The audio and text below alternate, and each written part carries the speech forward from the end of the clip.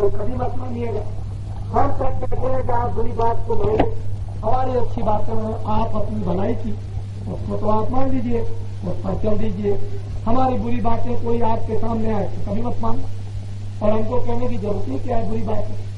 हम तो अपनी समझ से आपको कोई बुरी बात बताते पहले भी नहीं तो आगे भी नहीं बताएंगे। सब लोग अब जो भजन करने वाले पहले से भजन करते हैं वो कैसे करें। कभी कभी भजन करने वालों को ऐसा होता है कि अभी चल रहा है, अभी भजन हो रहा है, अभी अनुभव हो रहा, अभी हम देख रहे, अभी सुन रहे, और कभी अभी ऐसा होता है देखना सुनना बंद हो गया। तो उसका मतलब ये नहीं है कि बंद हो गया, उसका मतलब यह है कि कोई ऐसा पर्दा प्रारब्ध कर्म का व्यक्ति के सामने आ गया और तुम लगे रहो फिर साफ हो जाए, सुनाई भी देने लगा, दिखाई भी देने लगा। लेकिन तुमने छोड़ दिया कि भाई ये क्या बात हो गई, अभी सुबह तक तो दिखाई देता था, सुनाई देता था, और अब नहीं, तो घबरा गए आप, ये क्या हुआ। ऐसा नहीं, ये पर्दे तो आते ही रहते। क्यों कि जो दूसरों के पर्दे आपके अंतःकरण पर आते हैं वो तो आते रहेंगे, उसको रोज करते रहो, साफ करते रहो। अरे मकान में रोज रहते हो, गाड़ी देते कहीं, रोज जिस बर्तन में खाते हो साफ करते, अरे रोज कपड़े पहनते हो उसकी सफाई होती है। तो रोज अभ्यास करके, साधन करके, ध्यान करके, भजन करके अंतःकरण की सफाई करते रहो, जितने की रोज की कामना साफ होती रहे और स्वच्छ रहे और दृष्टि स्वच्छ रहे। अगर तुमने 1, 2 दिन, 4 दिन, महीने में बंद कर दिया तो उतनी देर की गंदगी जमा हो गई, उसमें 2-4 दिन आपको मेहनत करनी पड़ेगी, फिर साफ हो जाएगा। तो घबराने की कोई बात नहीं है, वो सब ऐसा जीवन काल में साधन अभ्यास में होता है। और जब पूर्ण अभ्यास हो जाता है तब भी ये गंदगी आती है, तो रोज महात्मा रोज उसको अंदर धो डालते हैं, उस गंदगी को, और साफ कर लेते हैं रोज की रोज। इसी तरह से पूर्ण होने पर भी रोज गंदगी आएगी, उसकी सफाई रोज करनी पड़ेगी, और साधक अवस्था में तो करनी ही पड़ती है। इस तरह से अपने अंदर में हताश नहीं होना, लगे रहना, नए लोग आते रहो और काम अपना करो। कोई किसी के काम वक्त पर नहीं आएगा। भजन ही एक ऐसा है जो वक्त पर काम देगा। नाम की कमाई ही एक धन है जो सब हीरे जवाहरात उसे न मालूम कितना बहुमूल्य है। जो हीरे जवाहरात उसकी कीमत अदा नहीं कर सकते, उसकी कमाई कर लो, और मनुष्य रूपी मकान में अपने हृदय स्थल पर जो दोनों के आंखों के पीछे जीवात्मा बैठी उस पर जमा कर लो। जब जाने लगना तो अपनी संपत्ति को साथ ले जाना, जो चारों तरफ से खड़े होकर के तुम्हारी रक्षा करें। कोई दुख नहीं होता जाते वक्त, कोई तुमको पकड़ नहीं सकता है, सजा नहीं दे सकता, 84 नहीं भेज सकता, नरकों में नहीं भेज सकता। ऐसे नाम धन की कमाई करके अपने साथ रक्षा के लिए ले चलो। यही जीवन का सबसे बड़ा काम था। नहीं तो मरना तो है ही, न कोई दो बातें नहीं। किसने काम कर दिया वाह वाह, किसने ने काम किया बेकार है। मनुष्य जीवन को सार्थक जो बच गया तो उसको बना लो। तो अभी मैं चलता हूँ। बोलिए जय गुरुदेव, बोलो जोर से जय गुरुदेव। देखो एक बात याद रखना, जनता की बनाई हुई जनता पार्टी के जितने भी लोग हैं उनको हमेशा गांव-गांव में सबको सतर्क रहना चाहिए। झूठे प्रचार को बराबर मुंह से रोक देना, ये ध्यान रखना। बहुत लोग झूठे प्रचार करेंगे, जनता को चूस लिया, इसको चूस लिया, उसको खा लिया, उसको पी लिया, कुछ नहीं। ये तुम्हारा कर्तव्य सबका है। और आगे कैसा वक्त आएगा बाबा जी सब बताएं। अगर जनता की बनाई हुई जनता पार्टी के प्रतिनिधियों की तुमने देखभाल और इनकी रक्षा की तो बहुत बढ़िया समय आएगा। और तुमने जरा भी लापरवाही की तो समझ लेना फिर न मालूम क्या हो जाएगा। तो इसको समझो, बाबा जी आपको हमेशा बताते हैं। इसलिए महात्माओं की बुराई करने वाले और धार्मिक संस्थाओं को बदनाम करने वाले, जिन्होंने बदनाम किया था इस शासन के पहले, धार्मिक संस्थाओं को बैन कर दिया था, धार्मिक संस्थाओं की तस्वीरों को उतरवा दिया, पूजाओं को उतार दिया, उनके कागज को लेकर जला दिया। ऐसे लोगों को शिक्षा और सबक भारत में मिली। और वो देखा आपने, ये सब के सब थे असल में राष्ट्रभक्त। जो धर्म का प्रचार करना, ईश्वर का प्रचार करना, चरित्र का प्रचार करना, सदाचार का प्रचार करना, बच्चों को अच्छी शिक्षा देना, ये वास्तव में भारत में देशभक्त समाज सेवी, और जो हमको सबको लड़ा दे, हम सबको बदनाम करें, उनको तो आप समझ लीजिए। अभी तो मैं कुछ कहता हूं। बोलिए जय गुरुदेव। अच्छा आप सुनिए, सबसे बड़ी बात, अरे भाई जो लोग कहते थे जिनका शासन चला गया कि मेरे बगैर कौन शासन चला सकता है, तो ये 3 महीने हो गए शासन चल रहा है, शासन चल रहा है कि नहीं? अब फिर कहते थे मेरे बगैर कौन शासन चला सकता है, बस तुम ही खुदा एक उतर के आए थे, बाकी कोई कुछ नहीं थे। हमने 75 के पहले कहा था, अरे ये अहंकार क्या करते हो, अगर गद्दी पर गधा भी बैठ जाएगा बढ़िया शासन है। और देख लीजिए, अभी थोड़ा सा इनको समय तो दीजिए, कितना अच्छा शासन चलाते। और सबसे बड़े सौभाग्य की बात तो यह कि तुम्हारा देश का प्रधानमंत्री शाकाहारी, शराब नहीं पीता और मांस नहीं खाता। बड़े सौभाग्य की बात तो यह है। और तुम किसानों का वो बच्चा जो गृह मंत्री बना है, वो भी मतलब ये है कि शाकाहारी। अरे तुमको तो मतलब ये देखिए, उधर में अटल बिहारी वाजपेयी जी को और लोगों को देखिए आप, और कितने लोगों ने प्रतिज्ञा की, मेरे सामने मंच पर आ गए कि अब हम खाएंगे पिएंगे कभी। तो धीरे धीरे बच्चा बड़े बड़े चोरों का सुधार हो गया था, महात्माओं के पास में कोई तो सुधार हो गया। लेकिन जो कहते थे कि शासन मेरे बगैर कोई नहीं चला सकता, अब कौन चला रहा है? ये देखिए आप उनकी बात क्या पूछना था। इसलिए आप घबराए नहीं, अभी सब काम होंगे, शुरू होंगे। अभी काम क्या किया? अभी तो उन्होंने सीखा नहीं, समझा नहीं, बैठे नहीं, खजाने में कुछ छोड़ा नहीं। अब धीरे धीरे समझ लेंगे, सीख लेंगे, और फिर उसके बाद इंतजाम सब करेंगे। और राजा जो होता है, प्रजा को जो सुख देता है वही राजा है, और जो प्रजा को सुख देता है वही उसमें भगवान का अंश आ जाता है। जो प्रजा को सुख दुख देता है उसमें भगवान का अंश नहीं रहता, वो निशाचर हो जाता है रावण की तरह से। और तुम ये समझो, कोई अगर तुमसे पूछे तो तुम उसका उत्तर ये दो कि भगवान राम ने रावण को मारा और बाली को मारा, और राज किसको दिया था? रावण के भाई विभीषण, बाली के भाई सुग्रीव को ही। अरे लक्ष्मण को भी बैठा सकते थे, लेकिन नहीं, उसी के भाई को डाल दिया। और कुछ दिन के बाद थोड़ा झंझट झगड़ा तो बात नहीं हुआ, लेकिन कुछ दिन के बाद फिर विभीषण ने राज संभाल लिया, और वो कितना बड़ा भक्त हुआ, कितना चेहरा चला। सुग्रीव ने भी, ये भी उस समय पर झगड़ा झंझट हुआ, लेकिन थोड़े दिन के बाद संभाल लिया। ऐसे ही झंझट झगड़त ये भी अभी हो गए थोड़ा बहुत, और फिर संभाल लेंगे, ठीक है। तो थोड़ा सा कम से कम सोचना तो चाहिए। जिनकी पाताल में जड़ गड़ गई हो, जो तुमको ये बताते हो हमको कोई नहीं हटा सकता, भगवान भी खुदा भी उतर के आ जाए तो हमको कोई नहीं निकाल सकता। इसलिए भगवान ने अपना चमत्कार दिखा दिया, सत्य और सत्य करो, पता नहीं कहा गए। अब तो दिन रात सोचते हैं कि मुझे जेल में न बंद करें। अरे हम लोगों को तो बिना कसूर जेल में बंद किया, वहां सुन करके आफत आ रही है। ये क्या हो गया? अभी क्या देखते हैं, ये जितने भी लोग हुए अभी सब जनता पार्टी में चले जाएंगे। ये क्या है? अगर 10, 20, 25, 50 को बंद कर दिया जाए ना, तो एक भी नहीं रहेगा, सब जनता पार्टी मिल जाएगा। ये लोग 10 दिन भी जेल के अंदर नहीं रह सकते। हम लोगों ने तो बेड़िया डाली, हथकड़ी डाली, इनको अगर बंद कर दिया जाए तो ये 10 दिन फना मांग जाए, कहे हम निकल के देते जीवन में कभी भी नहीं। ये होगा। आप जेल की यात्रा नाखून खींच लिए, ये कर दिया, टट्टी के मुकाम पर पेट्रोल रख करके आग लगा दी, किसी की टांग तोड़ दी, बच्चों को छोटे छोटे 10-10 बरस की बच्चियों को नंगा करके उल्टा मारा। अरे अगर इनके ऊपर में 4 तमाचे भी पड़ गए तो ये पना मार गया, हम कभी देगा सरकार हमको बच दिया। अरे क्या देखा ये हालत, बड़ा समय पर 21 महीनों में जो पिटाई हुई है थानों में या अनाथ स्थानों पर, वो जनता को मालूम है। जेल के अंदर में जो यातनाएं मिली है सब भुक्तभोगी है, ये समझना चाहिए। अच्छी तरह बोलिए जय गुरुदेव, जोर से बोलिए जय गुरुदेव। अरे भैया ऐसे काम किसानों नहीं चलेगा।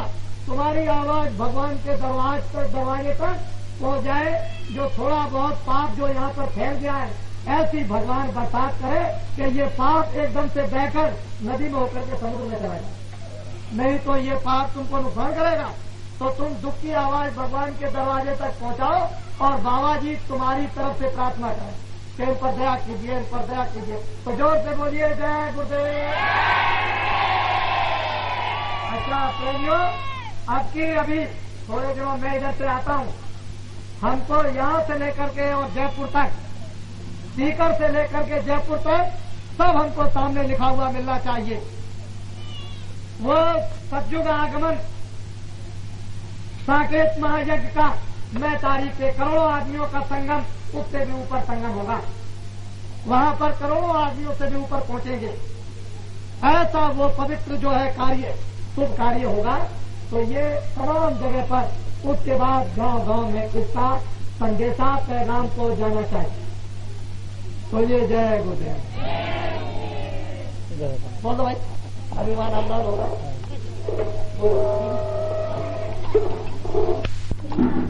आज तारीख 3 शाम का सत्संग फतेहपुर के अंदर शुरू हो रहा है। गुरुदेव जय गुरुदेव, जय गुरुदेव, जय गुरुदेव नाम किसका, जय गुरुदेव नाम किसका, जय गुरुदेव नाम किसका।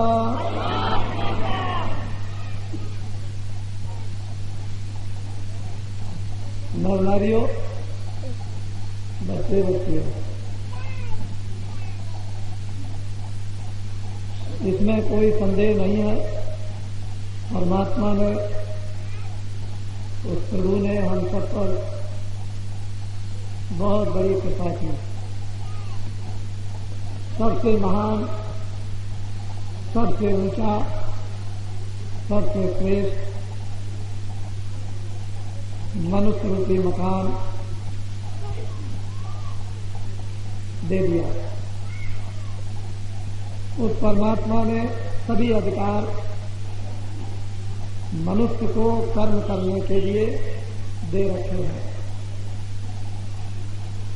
अच्छा करने का भी अधिकार और बुरा करने का भी अधिकार। प्रभु की तरफ से कोई भी रोक टोक आपके मन पर, आपकी बुद्धि पर, आपके चित्त पर, आपकी आंखों पर और आपके कानों पर नहीं। जैसा चाहे सुने और जैसा चाहे देखें, जो इच्छा हो तो बोलें और जो आपकी समझ में आए उसको बुद्धि से सुनें।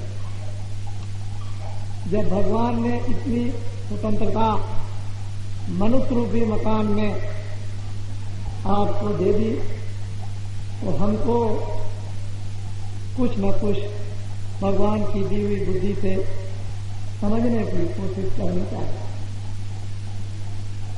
ये मनुष्य शरीर बार बार किसी को नहीं मिलता। एक मर्तबे इस शरीर को जो आपने उसकी असीम कृपा से पाया, वो इसीलिए आपको दिया गया कि इस शरीर से भजन करो। किसका? भगवान का। इस शरीर से किए हुए पापों को भस्म करो। इस शरीर के द्वारा शुभ संचय कर्मों को जमा करो। ये शुभ संचय कर्मों से, शुभ सेवा, सत्यता, प्रेम से सत्पुरुष महापुरुषों अथवा महात्माओं की प्राप्ति हो जाए। उन महापुरुषों की कृपा द्वारा इन जीवात्माओं का जो मनुष्य रूपी मकान में फंसी हुई, उलझी हुई, भूली हुई अंधकार में, अज्ञान में रो रही हैं, इनको रास्ता मिल जाए। और वो साधना जो सनातन से ऋषि मुनि महात्मा समय समय पर बताकर कल्याण के लिए, जीव विकास के लिए, आत्मबोध के लिए, प्रभु दर्शन के लिए मनुष्य रूपी मकान में त्रेता में, सतयुग में, द्वापर और कलयुग में बड़े बड़े महात्मा आए कराते हैं। ऐसे मनुष्य रूपी मकान को आपने पाया, शुभ संचय कर्मों को जमा न कर महात्माओं के जीवन में आपने न प्राप्ति की, और उन महात्माओं की जिनका संबंध उस ज्ञान शक्ति प्रभु से जुड़ा हुआ हो, ऐसे महात्माओं की व्याख्या, ऐसे महात्माओं की चर्चा इस देश में धार्मिक पुस्तकों में आई है। रामायण को देखें, गीता को देखें और उसको समझने की कोशिश करें।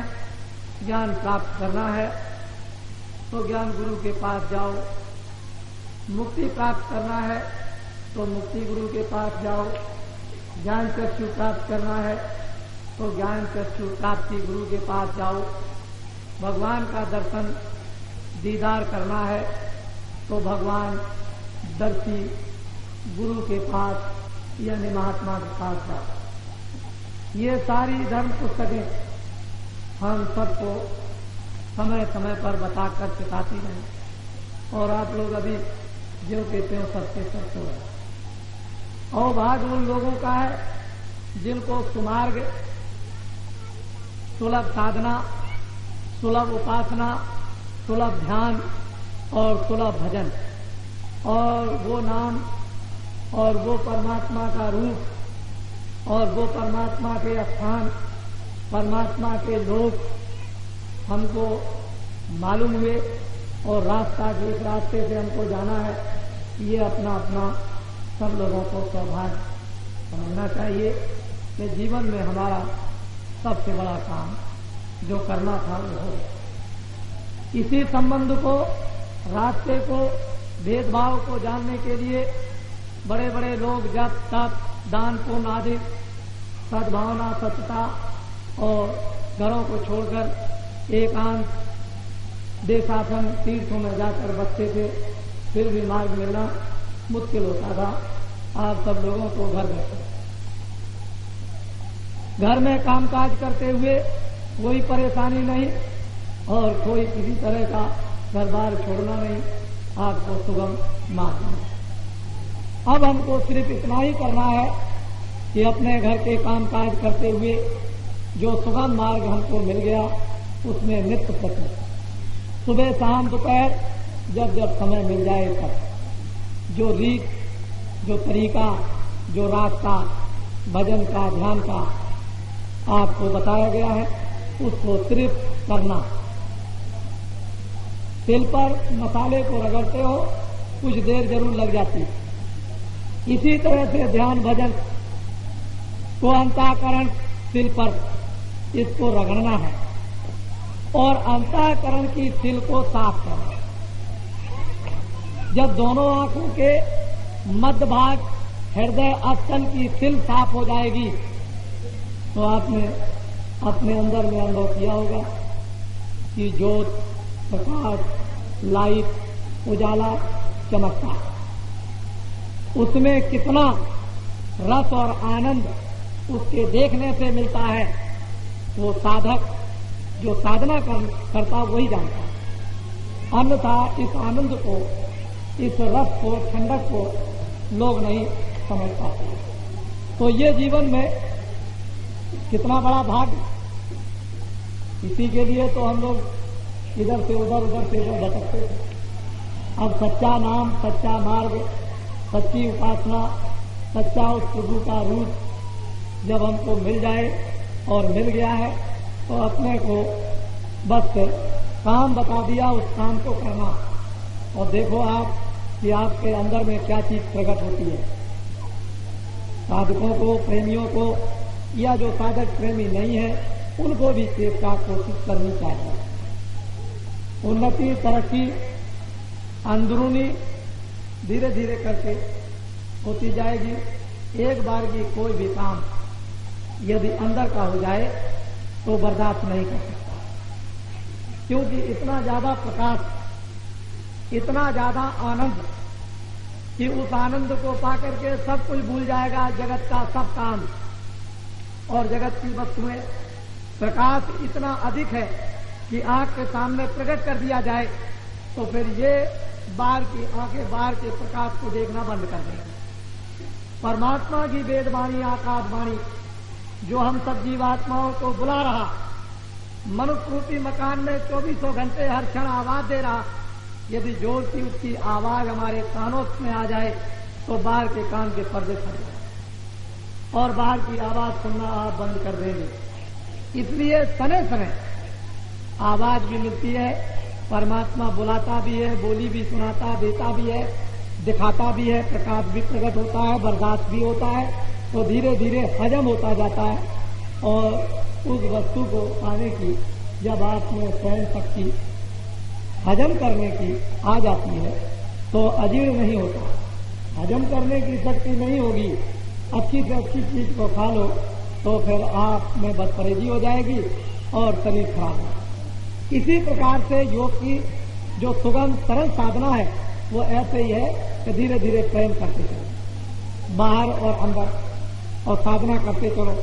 बाहर से शुद्धि होती चले, अंदर में भी अंतःकरण और अंदर से भी शुद्धि, बाहर से भी स्वच्छ और अंदर से भी स्वच्छ, और हजम करने की ताकत आप में आती चली जाए तो जल्दी से जल्दी अन्न पाओ, चाहे स्त्री हो चाहे पुरुष हो, बच्चा हो, कोई सब कुछ करें, सबके करने का अधिकार। इसीलिए आप कभी कभी देखा करते हो कि गांव के लोगों में बड़ा प्रेम, बड़ी श्रद्धा। जब मैं उनको देखता हूं तो घंटे 2 घंटे चारपाई पर बैठकर, जमीन में बैठ करके भी साधना करते हैं। लोग देखते भी हैं कि 2-2 घंटे वे बैठ जाते हैं और ये साधना भी करते हैं। इनको क्या चीज बैठने में मिलती है, क्या ये सुनते, क्या देखते हैं, ये अनुभव की चीजें आपको स्वयं करनी चाहिए। लेकिन अंदरूनी जो चीज है वो तो वही जानता है जो मीरा जानती है, कबीर और रैदास जानते थे, राम और कृष्ण जानते थे। इसलिए अपने सब लोगों का प्रभाव कि ऐसा गुप्त रहस्य, भगवान का यह रहस्य रघुनाथ का वेग न जाने कोई, जो जाने सो रक्षत कृपा सपने मोह न हो। ये प्रभु का रहस्य मनुष्य के अंदर आया और दबा हुआ चला जाता है, उससे कोई लाभ नहीं। उसी रहस्य को प्रकट कर दिया जाए, जीवन सफल हो जाता है, मनुष्य जीवन काम में आ जाता है। हड्डी मांस का बना हुआ, 5 तत्वों का बना हुआ पुतला एक काम ले लिया गया, इससे इतना बड़ा विज्ञान प्राप्त हो गया, आत्माओं का कल्याण। नहीं तो ये हाड़ मांस का बना हुआ पुतला ये किसी काम नहीं आता, सड़ गल करके बिल्कुल बदबू करता है, अंतिम गत्वा ये जला दिया जाता है। तो बताओ फिर क्या होगा। इसलिए बाबा जी सभी नर नारियों को मानव और आत्मिक चेतना, मानव धर्म की चेतना और आध्यात्मिक आत्म चेतना और ईश्वर मिलन, ये सभी प्रकार के भेदभाव मनुष्य रूपी इस किराए के मकान में बताते हैं। सभी नर नारियों को जब इसका वास्तव में विश्वास होता है और ये अनुभव करने लगते हैं तो क्यों, सबको अपनी अपनी फिक्र, सबको अपनी अपनी कल्याण की चिंता, सब चाहते हैं हम मरे नहीं, सब चाहते हैं हम जल में नहीं, सब चाहते हैं नरकों में न जाए, सब चाहते हैं 84 न जाए, सब चाहते हैं गरीब न बने। तो सबको अपनी अपनी नारियों को फिक्र चिंता है, तो इसमें क्या है, तो सबकी चीज है। जिसको फिक्र और चिंता अपने कल्याण किया गई वो कहीं न कहीं टकरा जाएगा, कहीं न कहीं वो जुड़ जाएगा, कहीं न कहीं रास्ता पा जाएगा और कहीं न कहीं वो अपने मालिक का, अपने प्रभु को याद करने लगेगा, उसकी साधना करने लगेगा। इसलिए आपको रास्ता मिल गया है, इसमें कोई संदेह नहीं। नर नारी अच्छी तरह से हिंदुस्तान में करोड़ों साधन भजन कर रहे, रामायण गीता वेद पुराण शास्त्रों से जो भी प्रमाण हमको मिलते हैं वो बिल्कुल सत्य है। और इसी भजन करने के लिए हम लोग इस मनुष्य रूपी जीवन मकान में आए और वही आज से 24 घंटे में से समय बचाकर प्रभु आराधना में लगाया जा रहा है। नर नारी अपने अपने काम काज को करते हुए सुन रहा है। दरवाजे पर बैठ करके मालिक के द्वार पर हाजिरी देना है, और हाजिरी दे दी तो सोई हुई आत्मा जाग जाएगी, आंख खुल जाएगी, और वो सब कुछ भगवान की लीला, उस आनंद और सुंदरता की देखने लगेगी। रास्ता जब उसके सामने आएगा तो चल पड़ेगा। इसी लीला को देखने के लिए हम लोग बाहर की बहुत सी लीलाएं करते हैं। तो मेरी निम्र सभी नर नारियों से प्रार्थना है कि सब लोग अपने ध्यान भजन में लगे रहें। संसार को एक दिन छोड़ना है। चाहे जितना भी संबंध, बड़े से बड़ा संबंध और छोटे से छोटा संबंध, पुत्र का पुत्री का पति और पत्नी का रिश्तेदार, कुटुंब, जात, बिरादरी, धन धाम, राजपाट आदि का सब कर लो, लेकिन एक दिन आपको सबसे अलग होकर और निराश होकर, मजबूर होकर के आपको यहां से निकाला जाए। उस समय पर हमारे पास कोई भी चारा नहीं रहेगा। यदि आपने भजन कर लिया और नाम को आपने अपना साथी बना लिया और आंख खोल करके परमात्मा का दिव्य दर्शन कर लिया, तब तो आपका सबसे बड़ा साथी, सहयोगी, जो आपका मालिक है, जो प्रभु और परमात्मा है, वो आपके साथ हो जाएगा। अरे जब पत्नी को पति मिल जाता है तो अपने घर वालों को सबको छोड़कर 1 मिनट में चली जाती है अपनी ससुराल। और जब आत्माओं का पति मिल जाए तो जो मोह ममता मन से, जो तमाम जकड़ बुद्धि से और चित्त से जगत की जड़ वस्तुओं में हम लोग बंधे हुए इनको अपना मान रहे थे, ये समझते थे कि हमारे साथ जाएंगी और इसमें हमको आनंद मिल जाएगा, लेकिन जब वो चीज सामने आई आपके तो सारा धोखे का, अज्ञान का पर्दा आपके सामने फास हो गया और कहा ये कुछ भी नहीं, पर निमित्त मात्र सेवा करते चलो जो सब महात्माओं ने आपके सामने किया। उसी तरह की सेवाएं करो। लक्ष्य अपना ये रखो कि एक वर्ष सारा सबको छोड़कर जाना, अपने घर में जाने का और घर बसाने का मरने के पहले काम कर लो। इसीलिए ये भजन सुगम साधना आपको बताई कि जल्दी से जल्दी चलो और मरने के पहले जीवात्मा को पहुंचा करके अच्छा सा स्वच्छ पवित्र आनंद का निर्विघ्न और निर्भय जन्म मरण से रहे ऐसे स्थान को तुम तैयार कर लो कि इस किराए के चलते फिरते परिवर्तनशील मकान को छोड़ करके और फौरन अपने मकान में पहुंचो। इसलिए आपको ये सीधा साधा रास्ता बताया और बता रहे हैं, लोगों को आगे भी बताया। अब मेरी कुछ बातें हैं कि मैं ये तो लोगों को साधना कराता ही हूँ, मेरा तो ये मुख्य लक्ष्य है ही। इससे ये पता चलता है कि मैं पक्का धार्मिक, कच्चेपन का कोई काम नहीं, बिल्कुल पक्का हूं। एक महात्मा जी दक्षिण में, एक महात्मा जी पश्चिम में और एक महात्मा जी पूरब में, 3 महात्मा रहते थे। पश्चिम वाले तरबूज बेच करके, काट करके बेचा करते, और दक्षिण वाले महात्मा सबको पानी पिलाते थे, और पूरब वाले महात्मा तबला बजाते थे बेचा करके। और वो ये कहते थे कि आओ चलो जल्दी से देखो कितना अच्छा पका मीठा तरबूज है। एक छुरी रखे रहते थे और काट करके उन्होंने दिखाया और कहा देखो कितना पका लाल लाल। लोग देखते थे और कहने लगे बहुत मीठा, और कहने लगे जैसे ये पका वैसे ये भी पका, देख लो ये पका ये भी पका, कच्चा नहीं है, न ये कच्चा न ये कच्चा, खा लो तुम पका हुआ, जितना खाना चाहो उतना। इधर दक्षिण में पानी पिलाते थे, गर्मी के महीने में लोगों को बुलाया आओ पानी पियो बहुत ठंडा, तर हो जाओगे। जब उसको पानी पिलाने लगे तो कहे कि खूब पी लो, जितना तुम चाहो उतना तुमको पिला दे, बहुत ठंडा। इसमें से एक भी बूंद गिर गई जमीन पर तो जितनी बूंदें गिरेंगी उतने ही जूते पड़ेंगे। किसके जूते? जमराज के।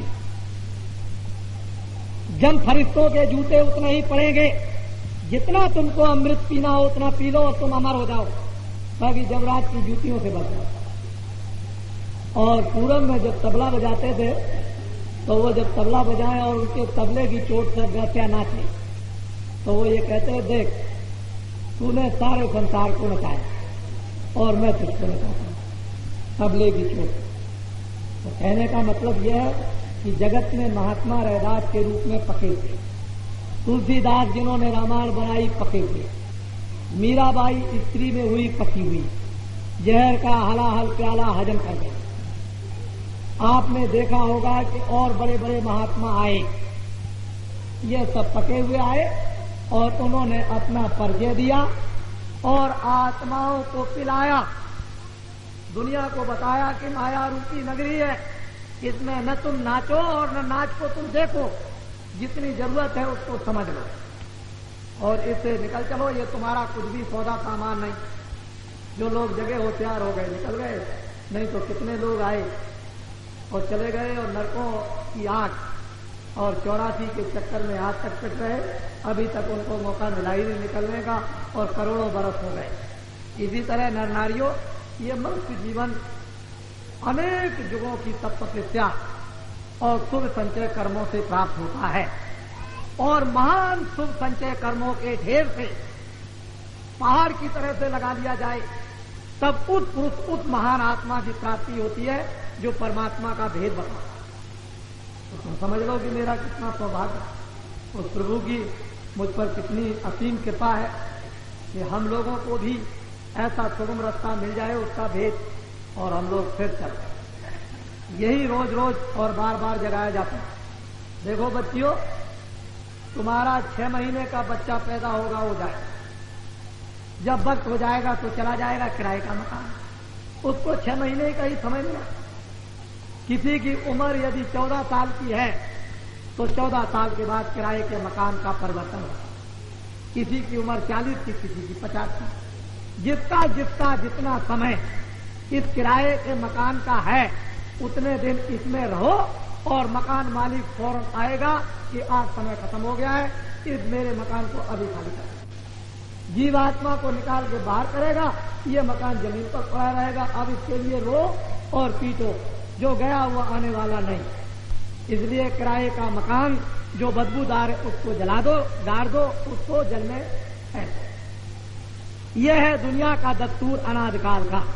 मृत लोग ये सृष्टि परिवर्तनशील है, यहाँ तमाम लोग अपना अपना कहते हुए आए और यहाँ खाली होकर चले गए। इसलिए इस सृष्टि में अपना काम करके जाओ, आत्मा का कल्याण करके जाओ, इस जीवात्मा को जगा के जाओ, इसको ज्ञान प्राप्त करके जाओ, किसी सहारे के साथ में जाओ, किसी को लेकर के जाओ, किसी को साथी बना करके जाओ और जिनको तुमने साथी बाहर से बना लिया उनमें से कोई भी सामान तुम्हारा साथी नहीं। इसलिए तुम अंतर आत्मा से उस परमात्मा की चैतन्यता को अपना साथी बना लो।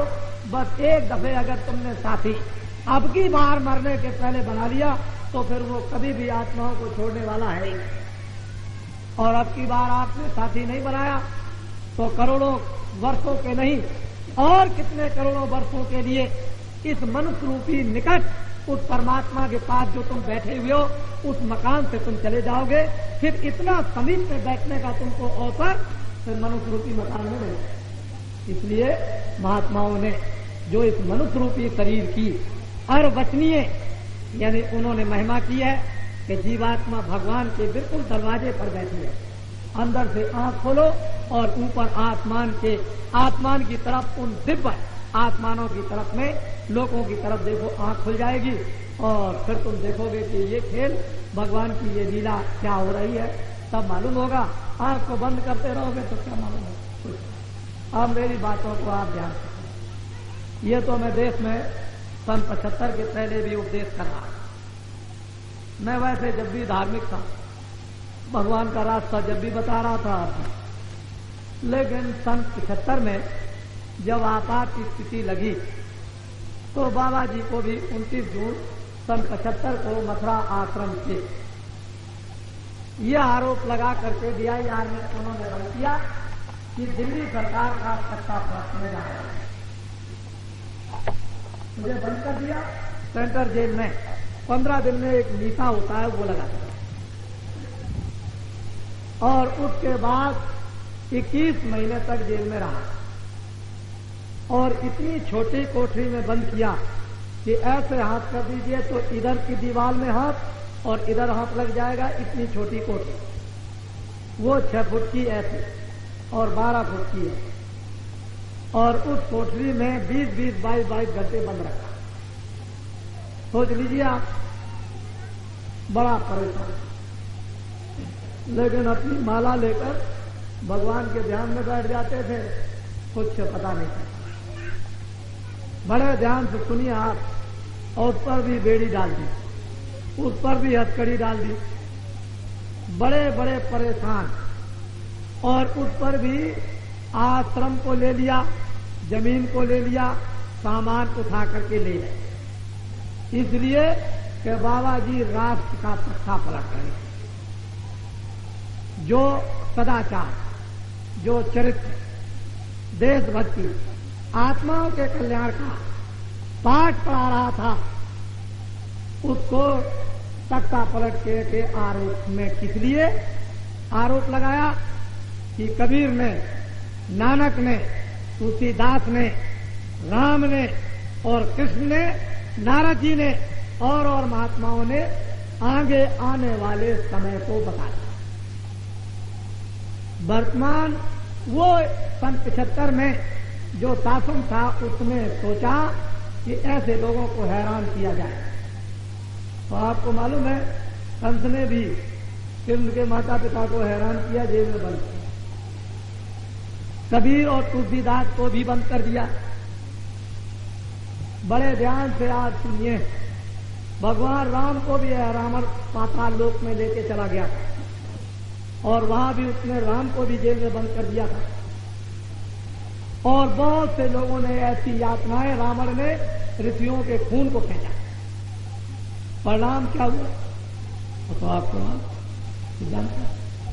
जब देश के अंदर लोग इस तरह का निर्भय होकर के दुराचार, अन्याय, पापाचार करेंगे तो उसका परिणाम तो भगवान तो है ही।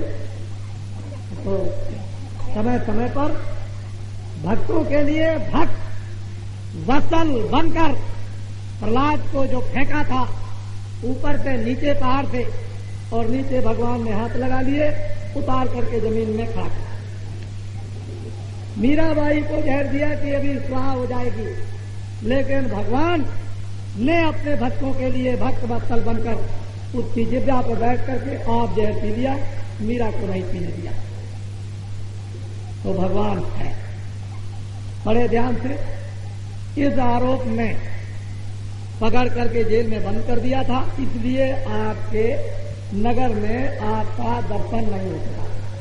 इतने दिन के बाद चिंता तो सभी को थी, इसमें कोई संदेह नहीं, नर नारी सभी तड़पते थे। और जब जरासंध ने कृष्ण भगवान को 14 मर्तबे लड़ाई करके भगा दिया तो भगवान चले गए द्वारका। तो गोपिकाएं सब उनके प्रेम में रोती रह गई। ये भी इतिहास कहता है। कभी कभी और बहुत तरह के इतिहास भी बताते हैं, लेकिन बाबा जी ने ये कहा था कि शराब पियोगे, मांस खाओगे, दुराचार करोगे, कत्ल करोगे, चोरी करोगे, अन्याय करोगे और अनेक प्रकार के जुल्म और रिश्वत लोगे तो पापों से घड़ा भर जाएगा, और जब घड़ा भरेगा तो फूटेगा जरूर।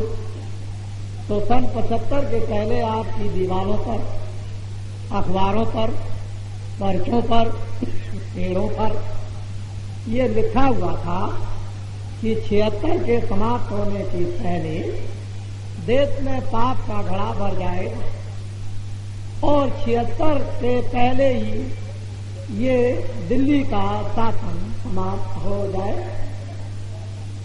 ये आपको परिचय दिया, लेकिन आपने विश्वास नहीं किया और ये कहा कि हम विश्वास नहीं करते हैं। कैसे पलट जाएगा, कैसे बदल जाएगा? आत्मान से हमने यही कहा, हम कुछ नहीं जानते। जमीन नीचे से ऊपर चली जाए, आसमान नीचे आए, सूरज अपना उगना बंद कर दे और पूरब से पश्चिम में उगने लगे, सितारे जमीन को चूमने लगे, कुछ भी हो हम ये कुछ नहीं जानते, 76 में दिल्ली का शासन समाप्त हो जाए। बच्चा जब हो जाए तब बाबा जी की बात को मान ले। इसके पहले हिंदुस्तान के बड़े बड़े बुद्धिजीवी जो अपने को बहुत बड़ा समझते हैं, उन्होंने मानने से इनकार कर दिया और ये जो देहात के जो बैठे हुए नर नारी बच्चे बच्चियां, उन्होंने मानने को स्वीकार कर कि जो कुछ भी आप कहते हैं सत्य, और उन्होंने कहा कि जो कुछ भी आप कहते हैं असत्य। लेकिन अब तो आपको भगवान की लीला, यही कहता था कि भगवान की लीला हाँ एक चक्कर जरा सा घूम जाएगा तो भक्त से हो जाएगा। अभी आपने क्या देखा, भगवान का चमत्कार, और चमत्कार को बड़े बड़े नमस्कार होते हैं। भगवान की लीला बड़ी अद्भुत है और भगवान के लाखों भुजाएं, करोड़ों भुजाएं, अनंतों भुजाएं, न मालूम 1 मिनट और 1 सेकंड में क्या कर दे। आपको तो कुछ नहीं, लेकिन दिल्ली के अहंकारियों ने जो ये समझते थे हमको कौन बदल सकता है और कौन हटा सकता है, खुदा भी उतर के नीचे आ जाए, भगवान भी आ जाए, हिंदुस्तान के साथ महात्मा मिल जाए, लेकिन हमको कौन हटा सकता है। ये दिल्ली के लोगों की गरज थी, हमको कौन हटा सकता है, खुदा भी यहाँ पर आ जाए, ये था ये दुनिया का। और ऐसे हमने जेल के अंदर में सुना अखबारों पर हिंदुस्तान के महात्माओं की भविष्यवाणियों को खत्म कर दिया। ये हमारे अखबार में निकलती थी।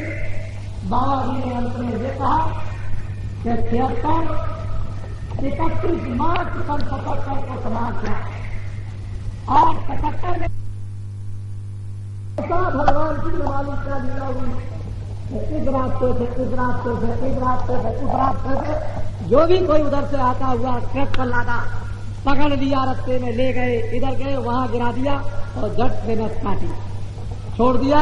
लाखों हिंदुस्तान में आदमी मर गए और किसान महीनों महीनों नहीं 6-6 महीने तक खेतों में छुपे रहे, शहरों में सामान खरीदने नहीं आते थे।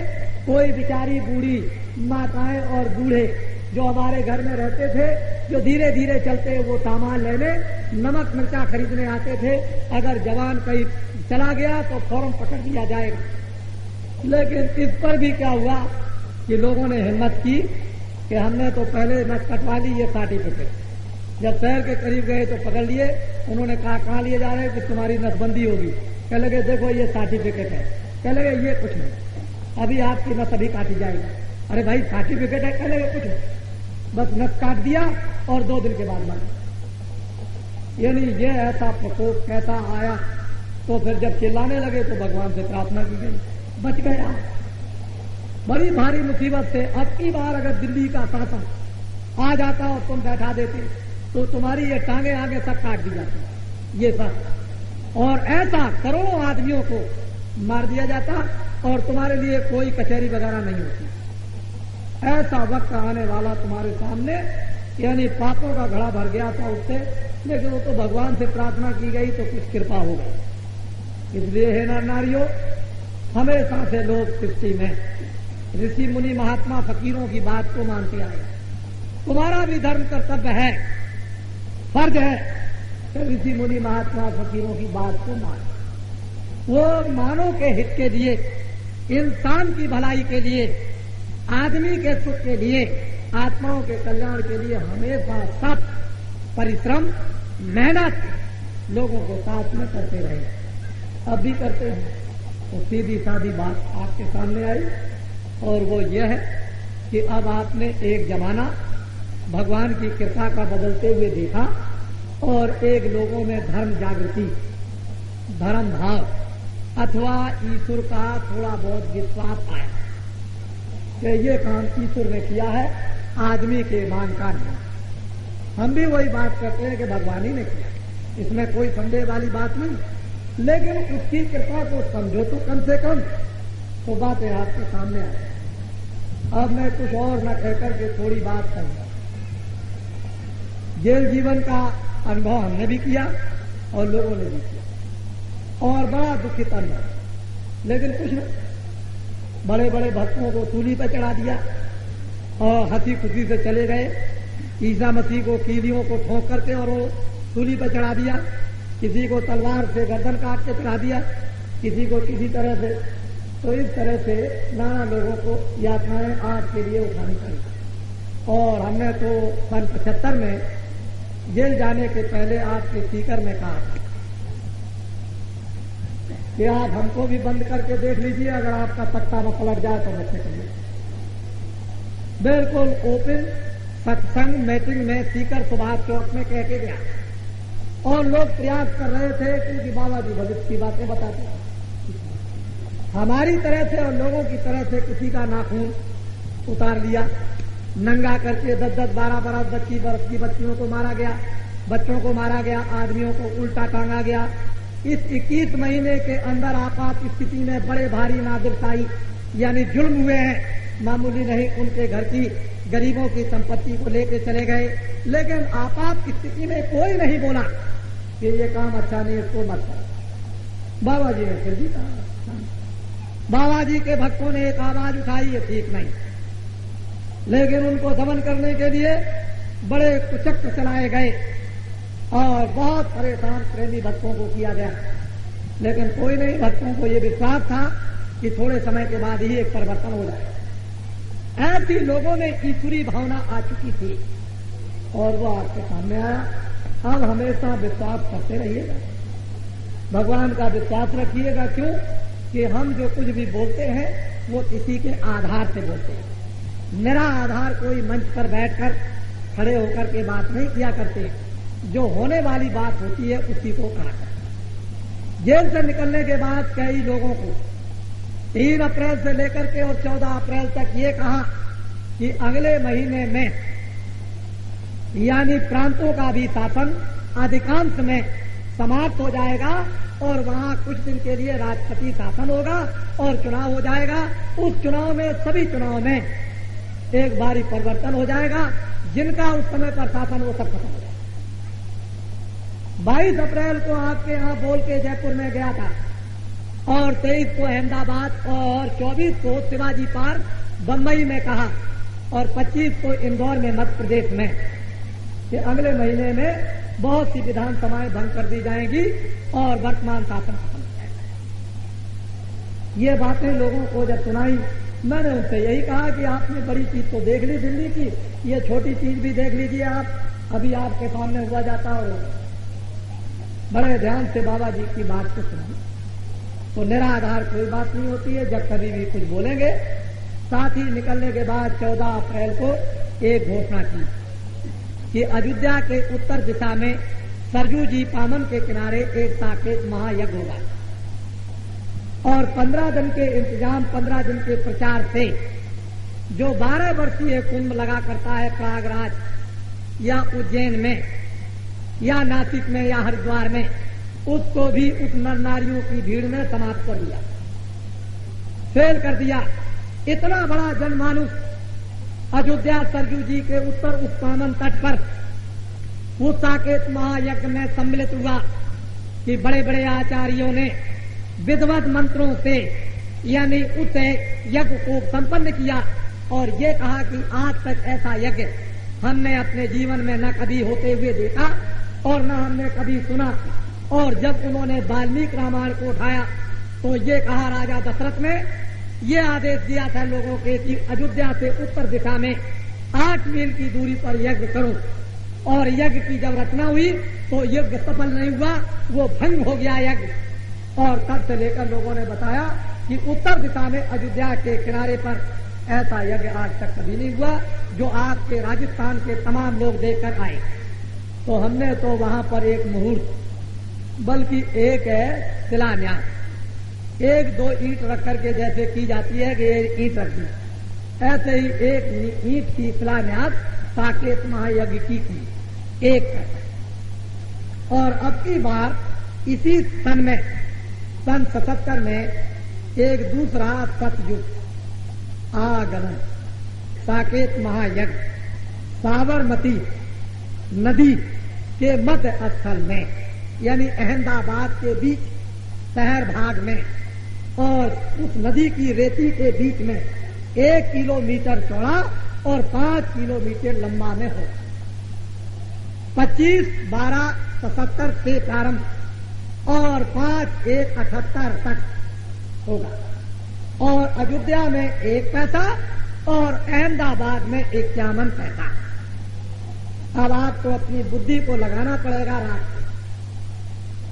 कि अयोध्या में जो साकेत महायज्ञ विधिवत है, कुशल पूर्वक पूर्ण रूप से संपन्न हुआ, उसमें इतिहास नहीं बल्कि अयोध्या के लोग ये कहते हैं कि जब हमारी कुंवारी बच्चियां उन घरों को जो 165 घरे थे उनको विसर्जन करने के लिए कामन सरजू नदी में जब गई तो किनारे पर 30-30 फुट की बल्ली भी नहीं लग पाती थी बांसों की। और जब घड़ा लेकर के गई तो सरजू महारानी ने ऐसा करिश्मा दिखाया कि वो एकदम पानी घटता हुआ चला गया और देवियां छोटी छोटी इस पार से उस पार। ये यज्ञ की जो महिमा जो वर्णन की गई ऋषियों मुनियों ने वो इस प्रकार से और संपन्न हुआ। और 1 पैसा अयोध्या में और 51 पैसे अहमदाबाद में होने जा रहा है। आपकी दीवारों पर लिखा होगा सतयुग आगमन का मतलब सतयुग आइए, यानी आपकी धर्म पुस्तकों में लिखा हुआ है कि संवत 2000 के ऊपर ऐसा योग पड़े, उत्तर पूर्व पश्चिम दक्षिण 14 काल पड़े, अकाल मृत्यु होगी जगमाही प्रजा बहुत मरे, सोवर्ण फल पृथ्वी फूले और धर्म की बेल बढ़े। अभी आपने महात्माओं की पुस्तकों को समझा नहीं, तो ये सतयुग जो आगमन का जो साकेत महायज्ञ 51 पैसा होगा और उसकी वो बुनियाद जो जमीन में मकान बनाने की लगाई जाती है वो बुनियाद लगाई जाएगी। और ये आवाहन होगा कि आइए सतयुग, हम तुम्हारा भरपूर हार्दिक स्वागत करेंगे। ऐसी याचना तुम्हारे अनेक पाप दमन की, अनेक तुम्हारे धोखे और प्राप्तों के दमन करने की, तुम्हारी समृद्धि की, वो तो पर्चे पर सब लिखा होगा। ज्यादा बताने की जरूरत नहीं, पर्चे पर सब कुछ लिखा होगा। आप अहमदाबाद चलकर उसमें भाग लेकर, अयोध्या में तो आपने हवन में आहुति नहीं दे पाए, नहीं दी, क्योंकि दूर दूर आपको रखा गया था। अब की बार अहमदाबाद में आप अपना विधिवत अब पति पत्नी के साथ भी आहुति दे सकते हैं। वहां देखने से पता चलेगा कि 51 पैसे कहते किसको हैं। इसलिए याद रखिए 25/12/77 से और 5/1/78 तक सतयुग आगमन साकेत महायज्ञ विद्वानों के वेद मंत्रों और धर्म पुस्तकों के उन मंत्रों द्वारा और हिंदुस्तान के जितने भी गुप्त देवता जहां कहीं पहाड़ कंदरा दरिया के किनारे मंदिर और मठों में कहीं भी विराजमान बैठे होंगे, ये सब के सब भाग करके साबरमती मध्यस्थल सतयुग आगमन साकेत महायज्ञ में पहुंच जाएंगे। ऐसा वेद मंत्रों के साथ आह्वान किया जाएगा कि कोई भी देवी देवता रुक नहीं सकता। इसको ध्यान में रखिए। बड़ा भारी परिवर्तन अभी आपने क्या देखा? अभी तो परिवर्तन की एक छोटी सी चमक, उतने में आपने ये देख लिया कि ये क्या हो गया, ये क्या हो गया। सब कहने लगे ये हो क्या गया, ये क्या। अभी आपने क्या देखा? अभी तो बड़े बड़े उसके चमत्कार होंगे और चमत्कार को तब नमस्कार होगा। अब मैं आपको बाहर की कुछ बातें सुनाता हूं। हम जब अयोध्या से आ रहे थे साकेत महायज्ञ से, तो लोगों ने कहा कि अब वो जनता की हवा नहीं रही। तो भाई कौन सी हवा हो गई जनता की? कह लगे जनता की बनाई हुई जनता पार्टी ने तो जनता को चूस लिया। मैंने कहा भाई एक महीने में जनता को चूस लिया, जनता को लूट लिया, जनता को मार डाला। जब तो कहते थे अखबारों में, जब जेल में था, कि हिंदुस्तान में कोई पैदा नहीं हुआ जो राज चलाए, तब तो ये कहते थे कि ये मुट्ठी भर लोग हैं, हिंदू मुसलमान हर जनों को काट डालेंगे। ये प्रचार हम जब वो अखबारों में जब देखते थे कि मुट्ठी भर आदमी, जनता तो सारी मेरे साथ है, ये मुट्ठी भर आदमी क्या कर सकते हैं, इनको ऐसे पेश किया जाएगा। ये अखबारों में आता था, लोग बड़े बड़े भाषण देते थे, और 9-9 मील के अंदर लोगों के 144 केस बने, कितनों को लोगों ने चूसा, ये तो आप जानते हैं। क्या हुआ, आजादी खत्म हो गई, बोलना खत्म हो गया, देखना खत्म हो गया, न्याय कराना खत्म हो गया, अर्जी देना खत्म हो गया, सब तो खत्म कर दिया। लेकिन परमात्मा की इच्छा थी, जनता में एक प्रेरणा दी, भगवान ने एक अंदर में एक ऐसा चमत्कार किया, और उसके बाद जनता की बनाई हुई जनता पार्टी के प्रतिनिधि दिल्ली में आए, और फौरन आते ही सारी जनता को आजादी वापस दे। कितना बड़ा काम किया कि आजादी वापस दे दी, बोलिए, चालिए, बैठिए, उठिए, कचहरी जाइए, अपनी बात सब कुछ कहिए, कहलाइए, और दूसरों को सुनिए, सुनाइए। इस एहसान को कोई भूल नहीं सकता। अगर भूतपूर्व शासन करने वाले रह जाते तो अभी इमरजेंसी कड़ी लगती, और कितने लोग गोली से मार दिए जाते, और सारे सेठ साहूकारों की यानी सब संपत्ति को छीन लिया जाता। मंदिरों में हरिद्वार, काशी, मथुरा गया, आप वहां जाकर के पूछें कि उनकी मूर्तियां, सिंहासन, कीमत गला दी, जो बचे उनको तराजुओं पर तोल दिया गया। इस तरह से कि ये, और महात्माओं की गोली को बंद कर दिया। आप में से कोई बोलने वाला रहा? सबकी दम निकल गई, किसी में अस्तित्व नहीं रह गया। ये तो भगवान की ही लीला थी। इसलिए जनता की बनाई हुई जनता पार्टी के जो प्रतिनिधि जिनको आपने भेजा है, उनसे 1.5 साल तक आप कुछ मत कहिए, जरा भी कुछ मत बोलिए। सोचने दीजिए, समझने दीजिए, देखने दीजिए, प्रबंध करने दीजिए, विचार करने दीजिए, सब सीखने दीजिए। 1.5 साल तक आप कुछ मत बोलिए, चाहे एक छटाक का गेहूं 1 रुपए का बिक जाए। इस समय पर चाहे 11 रुपए या 10 रुपए, 10.5 रुपए का तेल है, 24 रुपए बिक जाए, 1.5 साल के अंदर बिक जाने का। लेकिन कुछ बोलिएगा नहीं, आप न खुद कुछ करेंगे और न खुद करने देंगे, तो कैसे काम होगा? किसी को मौका नहीं देंगे। मौका दीजिए, 1.5 साल तक कुछ मत बोलिए। 1.5 साल के बाद जब कुछ न हो तब कुछ कहिएगा, ऐसे कुछ नहीं। आपको जो कुछ भी उन्होंने आकर के तुरंत दे दिया है, उसके एहसान को जिंदगी भर आपको नहीं भूलना। ये बात ध्यान में आपको रखना। हमको, आपको, सबको क्या करना कि जो पौधा आपने लगाया है उसकी सिंचाई भी आपको करनी, साथ ही साथ में उसको बाढ़ लगानी कि बकरी, गाय, भैंस, ऊंट जाकर के उस पौधे को खाना है। जो जनता के बनाए हुए प्रतिनिधियों को आपने अपनी सेवा के लिए और धर्म के लिए, कर्म के लिए, न्याय के लिए और सुरक्षा रक्षा के लिए आपने भेजा है, तो इस पौधे की बाढ़ लगाकर रक्षा करनी है, ताकि ऊंट, बकरी इस पौधे को खा न जाए। बड़े बड़े गलत झूठे प्रोपेगेंडा जो 21 महीने में हुआ करते थे, झूठी झूठ अखबारों में, रेडियो पर एक तरफ से झूठी झूठ निकलता था और कुछ नहीं था। ऐसे झूठ से आपको उस पौधे को बचाना है, उसकी रक्षा करनी है। उस झूठ को यही दबा दो और 1.5 साल तक आप उनको मौका दो। और उनसे ये प्रार्थना की है बाबा जी ने कि गरीबी दूर करने का नाम मत लेना, भूल करके भी आप सिर्फ 2 ही काम कर देना और कुछ नहीं। एक तो न्याय और एक रक्षा। अगर हिंदुस्तान में तुम्हारे प्रतिनिधियों ने तुमको न्याय और रक्षा दे दी, मैं आपको विश्वास दिलाता हूं गरीब से गरीब झोपड़ी वाले को कि 12 में हिंदुस्तान की गरीबी दूर हो जाएगी। ये मैं जानता हूं। और अगर न्याय रक्षा दे दिया तो बाबा जी जो इस मंच पर बैठ करके कहते हैं न कभी झूठ हुआ और न कभी झूठ होगा, लेकिन आपको ये काम करना और उनको ये काम करना है। निकाल दो 10-20 पौधों से कलेक्टरों, जिलाधीशों को, एसपीओ को, सेक्रेटरियों को निकाल दो, नए बच्चों को सिखा करके ले आओ। एक देश में नवीन परिवर्तन हो जाएगा। आप घबराते क्यों? घबराइए नहीं, आप धीरज से काम कीजिए। जो लोग सोचते हैं कि हम जा करके परिवर्तन को इस साल में धर्म आना चाहिए, कर्म आना चाहिए, जन जन को न्याय और रक्षा मिलना चाहिए था, वो बात तो लाखों कोस दूर हो गई।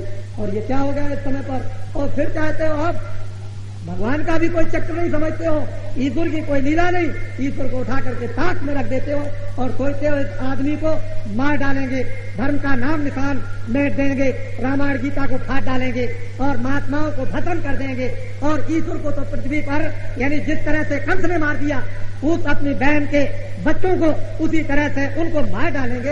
ऐसी विचारधारा और योजना बनाते हो, ये काम होने का नहीं। हार मात्र ये है, पता नहीं क्या लीला करे, एक ठोकर लग जाए नाक आंख सिर एक ही तार टूट करके खत्म। हम लोगों की तरह से अगर बिजली का ताक लगा दिया जाए, बिजली का ताक अगर इनको लगा दिया जाए, जिनका शासन खत्म हो गया 2, 4, 5, 10 आदमियों को भी, और इन 10, 20, 25 को जेल में डाल दिया जाए तो ये 10 दिन के अंदर में पनाह मांग जाएंगे और जो इनसे कहिए तो ये लिख देंगे, कहेंगे हम अब कभी अपने जीवन में नाम नहीं लेंगे। जो यातनाएं जेल के अंदर में और बाहर मिली उसका अगर थोड़ा सा भी और जो काम किया अगर वास्तव में उसी कत्ल से ही इनको सजा मिल जाए तो ये पनाह मांग जाएंगे और इनको बिजली का करंट अगर लगा दिया जाए एक दफे तो ये सब कुछ कबूल देंगे, कोई बाकी चीज छोड़ेंगे नहीं, सब बताएंगे। इन्होंने तो तमाम लोगों को पेट्रोल लगाकर टट्टी के मुकाम पर पेट्रोल लगाकर उसको जलाया, नाखून उतार दिए, उल्टा टांग दिया, नंगा करके बच्चे बच्चियों को मारा। ये अमानते, ये व्यवहार। और फिर आप उस पाप को बुलाना चाहते हो, उसको सामना चाहते हो, तो क्या अभी इससे भी बड़ी घटना आप बुलाना चाहते हैं अपने सिर के ऊपर में? फिर ऐसी घटना होगी जो कृष्ण ने समझाया था कौरवों और पांडवों को, और नहीं माने तो करके दिखाएंगे। समझ लीजिए आप, बड़ी भारी घटना होने वाली है। भगवान से प्रार्थना हो रही है कि प्रभु आपके मनुष्य हैं, आपकी आत्माएं, इन पर दया कीजिए, सुधार हो जाएगा और इनमें धर्म आएगा, कर्म आएगा, चरित्र आएंगे, बुराइयों को छोड़ेंगे। आप नहीं मानते हो तो फिर आपकी मर्जी, जो करोगे तो करो, बुरे का बुरा और अच्छे का अच्छा, ये तो इतिहास आपका है, और नहीं करके देख लो, इसमें क्या बात है। इसलिए थोड़ी बातें ध्यान में रखिए। अब मेरी मोटी बात यह है कि मैं भगवान का तो रास्ता बताता ही हूं, इसमें तो कोई संदेह नहीं। ईश्वर प्राप्ति का रास्ता लोगों को बताया करता, और मैं धार्मिक हूं। हाँ, ये सुधार की जो बातें कर रहा हूं उससे मैं कोई राजनीतिक नहीं हूं, लेकिन अब क्योंकि सुधार की बातें करने में आप मुझे राजनीतिक समझ लें तो अब ये आपकी बुद्धि, मैं क्या करूं। एक बात और बताएं आपको, सन 75 में 23 जनवरी को कानपुर के फूलबाग के मैदान में जिस तरह से RSS, जनसंघ, इस्लामिया जमातें, अन्य और बहुत सी संस्थाएं, जय गुरुदेव भगवान का नाम को भी उसको संस्था बना करके करोड़ करोड़ रुपया जो है ऐसी संस्थाओं को बदनाम करने के लिए आदमी रख करके प्रचार सारे देश में किया जाता था कि ये सब राष्ट्रद्रोही हैं। बताइए आप, कानपुर के फूलबाग के मैदान में निमंत्रण हुआ मुझको भी कि अपने धर्म संदेश को सुनाइए आकर, हमने उसको स्वीकार कर लिया। और जब उस मैदान में पहुंचे तो 30 लाख लगभग नर नारियों की उपस्थिति और 45 मिनट बोले, उसमें से एक भी शब्द अखबार रेडियो पर नहीं आया। ये सब यानी जो शासन समाप्त हो गया उसने झूठा प्रचार किया था। हमारा नाम तुलसीदास, आश्रम मथुरा में जय गुरुदेव नाम का प्रचार करते हैं, और जय गुरुदेव नाम उस परमपिता का, और विष्णु के नाम 1000 और भगवान के नाम अनंतों, उसमें से एक नाम जय गुरुदेव भी मान लिया। और आपसे पूछा जाए कि विष्णु के 1000 नाम कौन कौन है तो आप नहीं बता सकते हो, और भगवान के अनंतों नाम कौन कौन है उसको नहीं बता सकते हो, तो धर्म पुस्तकों को देखिए उसमें एक नाम जय गुरुदेव भी निकल आएगा। हम कोई विपरीत नहीं है। रामायण गीता भागवत वेद पुराण मंदिर मठ सरजू यज्ञ हवन पूजा पाठ जप तप तीरथ सब योग साधना, आप क्यों किसी को ऐसा निकट में आओगे तो सब बातें समझ में आएगी, नहीं तो आपकी समझ में नहीं आ सकती है। तो ये बदनाम किया जाता था, लेकिन जब से शासन समाप्त हुआ तब से देखिए पार्टियों की कोई बदनामी आई कि हिंदुओं ने मुसलमानों को मार डाला, मुसलमानों ने हिंदुओं को मार डाला, इन्होंने ये कर दिया, उन्होंने वो कर दिया। अब कोई बात कहीं नहीं आ रही, सब खत्म। ये सब झूठे प्रचार, इसलिए कि हम लोग किसी प्रकार से अपना अक्षम, अपना अपने लड़के का, अपनी बहू का, अपनी भांजी का, अपनी भतीजी का, सबका अपना शासन जुग जुग तक करते रहे, सारे देश की जनता मर जाए। इसलिए हमको लोगों को ऊपर मारे भाई मिट्टी देकर, बतासा देकर, हाथ लगाकर, पूजा कराकर, पाठ कराकर, भगवान का नाम लेकर आपकी कितनी तकलीफ है दूर करते रहते हैं, और तुम्हारी तकलीफों को दूर करने की भगवान से प्रार्थना करते रहते हैं, और वो सुनता रहता है और आपकी तकलीफें दूर होती रहती हैं। आपने देखा कि सैकड़ों यानी जिनके ऊपर में भूत सवार थे, हमने उनको दिखाया, देखिए कितने लोग भूत से नाच रहे, और 2 दिन के बाद सबके भूत खत्म, उतर गए, सब अच्छे होकर के साकेत महायज्ञ में अपने अपने जयकारे भगवान के लगाते हुए होते हैं। अरे कितना उनका फायदा, हर शारीरिक फायदा, मानसिक फायदा, आत्मिक फायदा, परिवार का फायदा, देश का लाभ, सब तरह का लाभ, हर तरह का। बाबा जी आपके लिए प्रार्थना करते रहते हैं और आपको लाभ पहुंचाते रहते हैं परमात्मा से दया मांग मांग कर, और आप ये कुछ भी नहीं समझते तो फिर क्या होगा। इसलिए समझो, उसको सोचो, उसको विचार करो। अब कुछ लोगों को कुछ समय के लिए मौका दो, अरे अब मौका दो जिससे कि 81 पार होकर 82 लग जाए, और 82 के बाद संवत 2000 तक क्या होगा ये बाबा जी बताए।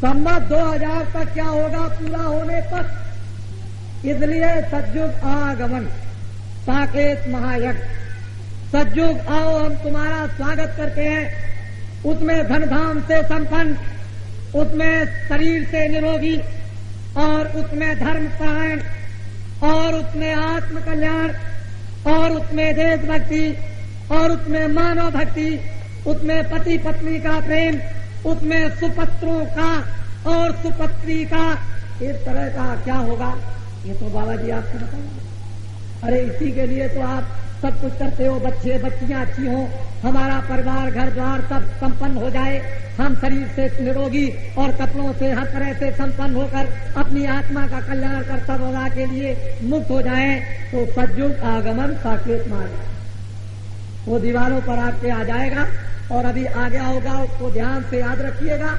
अभी लगभग 6 महीने हैं उसके लिए आने, दिसंबर में जाकर के होगा, जब साल समाप्त होने लगेगा, दिसंबर में 12वां महीना जब पूरा होगा तो 25 तारीख से प्रारंभ होगा, और जब पहला महीना शुरू होगा तो 5 को संपन्न हो जाएगा।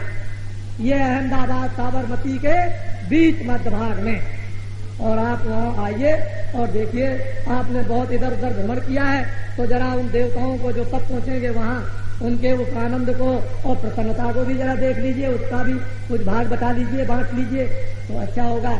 इसलिए अब कुछ समय चेत कर सब नर नारी परस्पर मिलजुल कर अच्छे कामों को हम सब आप करें, और अच्छे कामों को देशभक्त करें, देशभक्तों की हम लोग बात करें। आंदोलन हड़ताल करने की कोई जरूरत नहीं है, क्योंकि 21 महीनों में जब घंटा बज रहा था आपात स्थिति का तब कुछ नहीं, और इतनी जल्दी जरा ठहर जाइए, कुछ समय के बाद में मांग लीजिएगा, जरा इंतजार तो कर लीजिए, ताकि कुछ आपको देने के लिए कुछ सामग्रियां इकट्ठी कर ली जाए। इकट्ठी कुछ नहीं की, चिल्ला पड़े एकदम से कि क्या ये है, तो न तो खुद कुछ पा सके और न ओनों को बांटने दिया, बीच में हल्ला मचा दिया। तो दुख और विपदा को बुलाना है तो ऐसा करो, और दुख विपदा को मिटाना तो ठहर जाओ, सब्र करो, और सब्र और संतोष का फल बड़ा मीठा होता है। जरा धीरज कर लोगे बहुत कुछ मिल जाएगा, और धीरज टूट जाएगा तो समझ लो घर बर्बाद, समाज और देश बर्बाद हो जाएगा। बाबा जी बर्बादी से परमात्मा की प्राप्ति का सुगम सरल रास्ता, भगवान का भेद, दिव्य नेत्र ज्ञान चक्षु खुलने का, अपने अपने आश्रम में घर के काम सब करो, बच्चों की सेवा करो, कपड़े पहनो, खाना खाओ, और रात को सो। 23 घंटे तो ये सब काम करो, और 1 घंटा आत्म कल्याण के लिए चारपाई पर बैठ के, रजाई ओढ़ के, कम्बल ओढ़ के, पैर लटका कर और जमीन में लेट कर, अगर तुमको समय न मिले तो टट्टी में बैठ कर भगवान का भजन ध्यान कर लेना। उतने ही में आत्मा की सिद्धि, आत्म जागरण, दिव्य नेत्र ज्ञान चक्षु, भगवान की वेद वाणी सुनने को मिलेगी। ऐसा सुगम रास्ता तुमको सौभाग्य मनुष्य रूपी मकान में मिला, और इसको किसी को छोड़ना भी नहीं चाहिए, ये तो बात है। तो बाबा जी के 1 करोड़ नर नारियों से ऊपर भारत में इस रास्ते पर साधना करने के लिए लगे, और 3 वर्षों में 1 करोड़ आदमी और हो जाएंगे, तो 2 करोड़ तो भगवान के ध्यान में, बाबा जी के मार्ग बताने वाले बाकी अन्य महात्माओं के अलग होंगे और इनके सबके साथ में 5-5 आदमी, 2 करोड़ आदमियों के साथ एक के साथ 5-5 आदमी जुड़ा होगा तो 5 और 2 7 करोड़ आदमी। और अगर और महात्मा मेहनत करने लगे, जितने भी भारतवर्ष में मठ मंदिर आदि क्रय स्थान सब लोग लग जाए धर्म कर्म के प्रचार में, तो वो भी 2, 4, 5, 10, 20 करोड़ आदमियों का जागरण कर सकते हैं। लेकिन जब और आगे समय गुजरेगा, 81 की तरफ जाएगा, तो और 1 करोड़ आदमियों को जगा दिया जाएगा, तो फिर और बढ़ गए आदमी। तो समझ लीजिए कि भगवत आराधना और भगवत विश्वास के नर नारी 10 करोड़ भारत में पैदा हो जाए और 10 करोड़ आदमी अगर भारत में प्रचार करने लगे तो कै आदमी पड़ेंगे एक आदमी पर?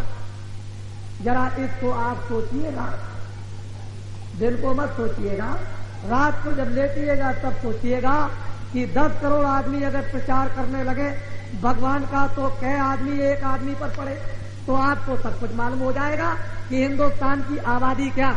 अरे हिंदुस्तान की बात छोड़ दो, हिंदुस्तान में धर्म तो आएगा ही, सदाचार आएगा ही, बल्कि हिंदुस्तान के जो अभी भविष्य में संविधान बनेगा, राष्ट्रभाषा सन 75 के पहले कह चुका हूं कि हिंदी हो जाएगी।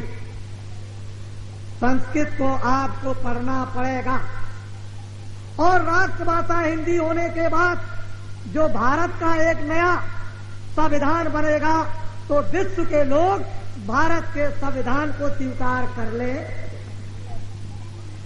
और भारत की तरह से, भारतीयों की तरह से विश्व के लोग भारत के धर्म को भी स्वीकार कर ले। अच्छा बच्चा याद रखना, जब हो जाए तब मान लेना। अरे जब हो जाए तब मान लेना, लेकिन दीवारों पर पर्चों पर याद करके तो रखना। अब तुम्हारी बुद्धि बिल्कुल खत्म हो गई हो तो मैं इसमें क्या कर सकता हूं?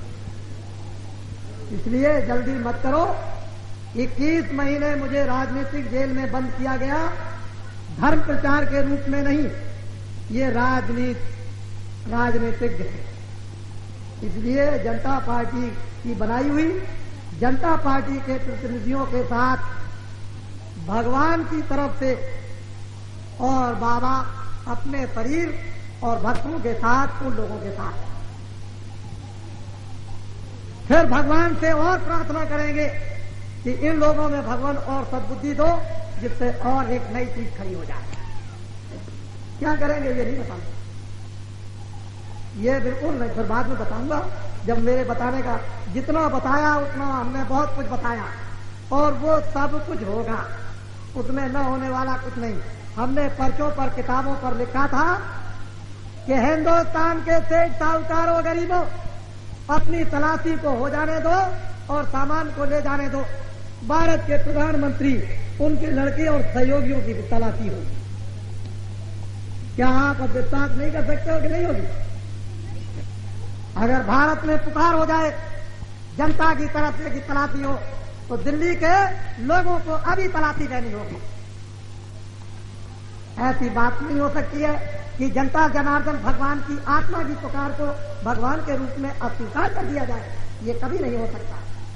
इसलिए उसको याद रखो, बाबा जी ने कोई गलत बात नहीं, ना भविष्य में करेंगे, ना हमको कोई पद चाहिए। हम तो मतलब यह है कि देशभक्त समाज सुधारक आत्म कल्याण, भगवान के उपासक उपासना करते हैं, कराते हैं, भगवान में विश्वास रखते हैं। ना हमने कभी शराब पी, ना हमने कभी गांजा खाया, ना हमने कभी भांग खाई और ना कभी हमने मीट खाया, ना हमने कभी अंडे खाए। आपके सामने शुद्ध शाकाहारी बैठे हुए जीवन से ही परिवार वालों ने जब नहीं खाया तो हमको खाने का सवाल ही क्या है, क्योंकि हम तो फिर यह है कि इसी रास्ते में आ गए, ये तो भगवान की कुछ प्रेरणा हो गई, इस रास्ते में लग गया।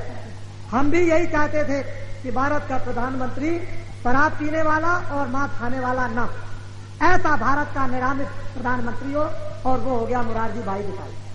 साथ ही साथ बहुत से निरामित मंत्री आपके यहाँ दिल्ली में हो गए जो शराब भी नहीं पीते और मांस भी नहीं खाते। आगे बहुत से लोगों ने प्रार्थना प्रतिज्ञा कर ली कि नहीं खाएंगे, जो थोड़े बहुत रह गए वो भी छोड़ देंगे। ऐसे लोग अभी थोड़े दिनों में हुए जाते हैं, आप घबराते क्यों हैं? थोड़ी सी तो आप तसल्ली रखें। प्रार्थना बड़ी भारी चीज है और प्रार्थना भगवान से उनसे बहुत बड़ी चीज है। हम किसी से खड़े होकर के हाथ जोड़ के प्रार्थना करने लगे तो एक दिन नहीं, 2 दिन नहीं, 4 दिन एक बात सुनाया। एक माता बड़ी क्रूर कभी किसी को सुई की नोक दान नहीं देती। लोगों ने कहा कि इतना पैसा सेठ जी के पास और सुई की नोक गरीब को दान नहीं देती। एक महात्मा जी आए, माई तेरा भला हो, तेरा कल्याण हो, माई कुछ दे दे। बस दरवाजे पर निकल के आए, 10 गाली सुना। हट्टा कट्टा बेईमान, काम नहीं करता है, हमारे दरवाजे से चला गया। 10-20 गाली उसको रोज सुनाए। महात्मा जी महीनों उसके दरवाजे पर आए। एक दिन सहयोग क्या हुआ कि वो माता अंदर से सिखानी कूड़ा फेंकने के लिए दरवाजे पर जा रही थी। उतने ही में महात्मा आ गए, माई तेरा भला हो, भगवान तेरा भला करे और हमको कुछ भिक्षा दे दे। बस गुस्से में आकर के कहा, अच्छा कपड़ा फैला दिया तो कूड़ा डाल दिया। महात्मा जी बोले कि भगवान तेरा भला हो, तूने आज से देना तो सीखा। अरे देना तो आज से सीखा, कूड़ा ही दिया लेकिन देना तो आज से सीखा। बस उसी दिन के दूसरे दिन से डाल देना।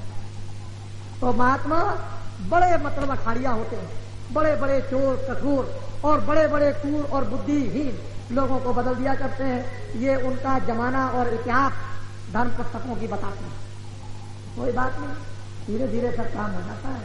तो आप कि कुछ हमने कुछ ऐसा कह दिया हो कि जो आपको दुख हुआ हो, हम तो आप क्षमा कीजिए, क्योंकि गलती तो वही करते हैं, हम भी आदमी है। कभी कोई बात गलत हो जाए तो क्षमा करते रहिएगा। और भगवान एक मिनट चारपाई से उठ करके कुछ मत करो। जमीन के ऐसे जब उठने लगो, पैर जमीन पर रखो तो पैर छो। ये पृथ्वी माता सुबह से शाम अच्छी तरह से निकल जाओ और कुछ मत करो। 1 मिनट भी नहीं लगेंगे, ऐसे कर लेना।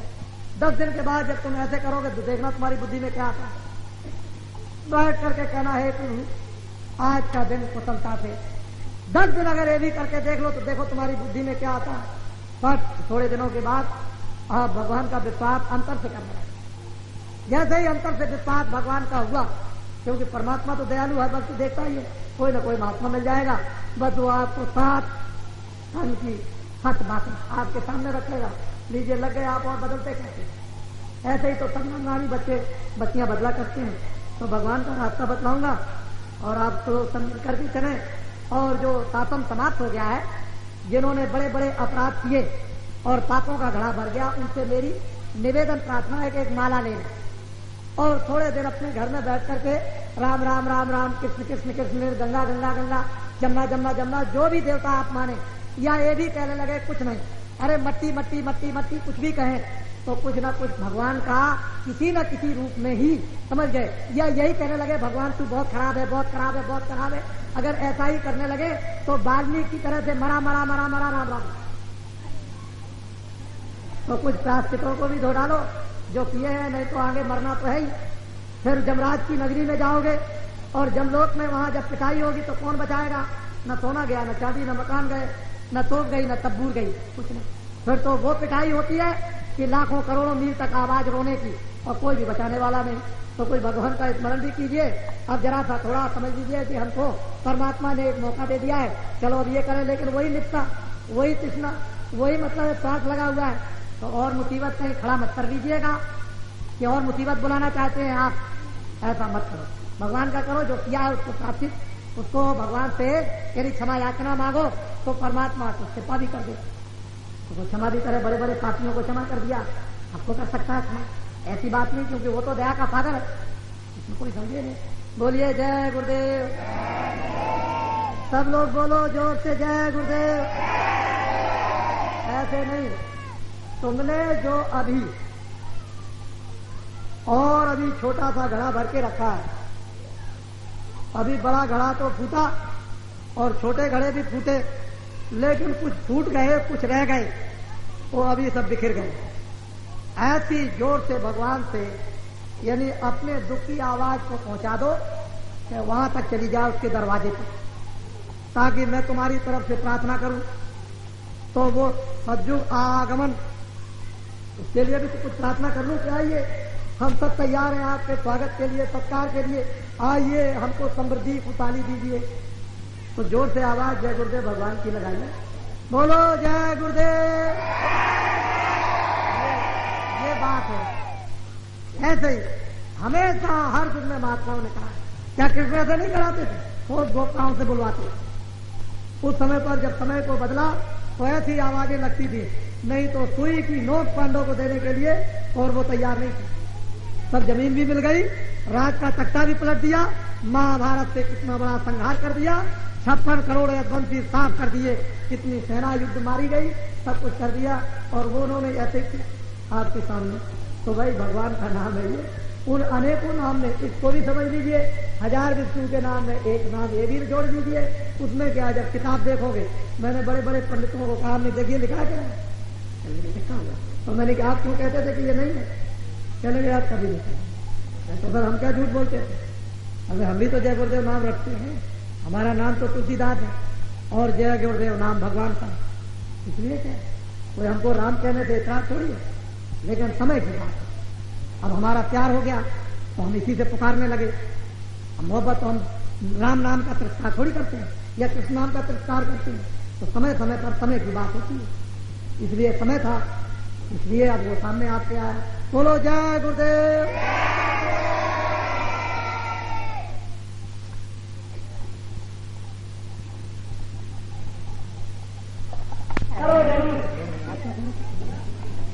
हमारे बच्चे और बच्चे से धार्मिक ट्रेनिंग मिलती है, जरा और सावधानी के साथ गाँव गाँव में अपना विस्तार कीजिए बच्चों के साथ।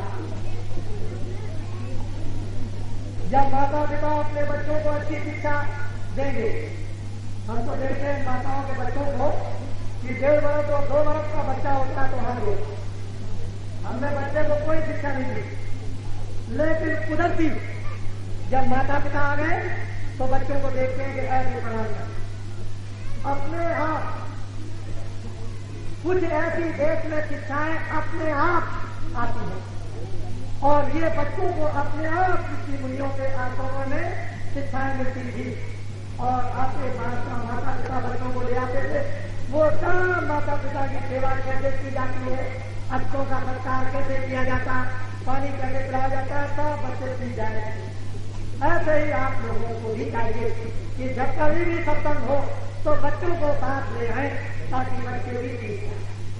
अपने आप सब लोग लग जाओ बच्चों को उठाने के लिए। एक बच्चा देश में भक्त बन जाता है, सारे परिवार को साथ ले जाता है और जुग जुग पर चारों युगों में जब तक पृथ्वी रहती है तब तक उसका नाम उसके परिवार का है। इसलिए आप अपने अपने बच्चों को माता पिता यानी भक्तिमान बनाओ और ऐसे बच्चे बन जाएं कि जुग जुग तुम्हारा नाम जब तक पृथ्वी रहे तब तक। ये तो काम करना ये है, इसको प्रसन्नता और इसी को कहते हैं आदर। जिसका नाम संसार में होता है उसको ये आदर देते हैं जरूर।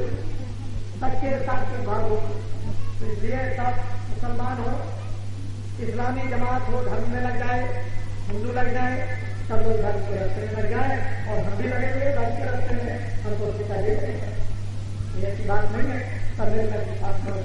गलत कोई भी प्रोग्राम आपके मन में हो उसको जमाने के बाद बराबर दबाओ, झूठी बात सही बात को सामने लाओ, झूठी बात को दबाओ और सत्य की विजय सफलता हुई है। मैं फिर आपको विश्वास दिलाता हूं कि सत्य की हमेशा कुछ कष्ट जरूर आएगा, ज्यादा कष्ट जरूर आएगा, गले पर सूली लग जाएगी, मुंह में जहर लगा लोगे और मालूम होगा कि मरने जा रहा, लेकिन सत्य की विजय अमर होती है और आपके सामने सत्य की विजय। परमात्मा ने भक्तों की शेर को पुकार को सुन लिया और देख लिया। कोई बात नहीं है, नाम पर ही कहते हैं महात्मा आज की तरह से आदमी। ये जरूर है कि गुरुओं के चरणों में बैठ कर शिक्षा मिली और उसकी कृपा है, दया है जो आपके परमेश्वर शिक्षा को पहुंचाते हैं। केवल हम सब देंगे। कोई मुझको नहीं कह सकता कि मुझसे नहीं मिलते हैं। करोड़ों नरनारी अयोध्या में साकेत महायज्ञ में आए, ये कह दे कि मैं उससे मिल